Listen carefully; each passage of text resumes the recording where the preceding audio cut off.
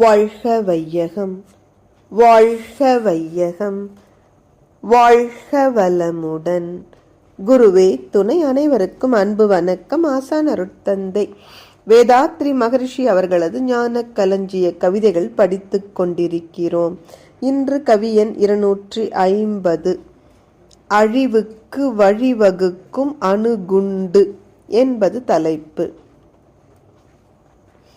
அணுகுண்டு காலத்தில் உலகில் போர் தொடங்கிவிட்டால் அறிந்திடுவீர், யார் அழிவார் யார் மீள்வார் உலகம் எண்ணாம்.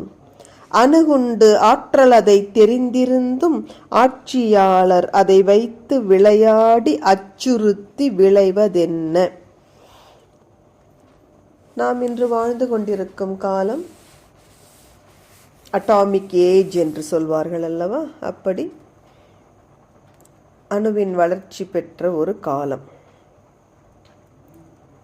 இந்த காலத்தில் உலகில் போர் தொடங்குகின்ற சமயம். கொஞ்சம் சிந்திச்சு பாருங்களேன், யார் இதில் தப்ப முடியும்? ஏனெனில் நாம் அந்த அணு ஆயுதங்களினுடைய ஆபத்தை ஹிரோஷிமா நாகசாக்கி நகரங்களில் பார்த்தோம். மக்கள் கொத்து கொத்தாக மடிந்து போனார்கள். அதைவிட கொடுமை அந்த அணு கதிர்வீச்சினால் பாதிக்கப்பட்டவர்களது நிலைமை. எனவே ஒருவரும் தப்ப முடியாது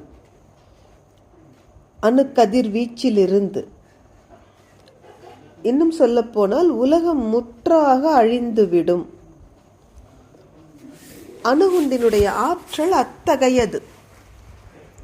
அது மட்டுமில்லை, தொடர்ந்து வரக்கூடிய சந்ததிகள் எல்லாம் இந்த அணு கதிர்வீச்சின் ஆபத்தினால் பாதிக்கப்படுவார்கள். பிறக்கிற குழந்தைகள் ஊனமுற்ற குழந்தைகளாக பிறக்கின்றன. இத்தனை கொடுமைகள் செய்கின்ற அணுகுண்டின் ஆற்றலை தெரிந்திருந்தும் ஆட்சியாளர்கள் அந்த அணு ஆயுதங்களை உற்பத்தி செய்வதன் நோக்கம்தான் என்ன?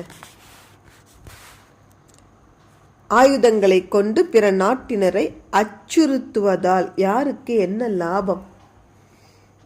எனவே அறிஞர்கள் கொஞ்சம் சிந்தித்து அழிவுக்கே காரணமான இந்த அணுகுண்டின் உற்பத்தியை முதலில் நாம் முற்றாக நிறுத்த வேண்டும்.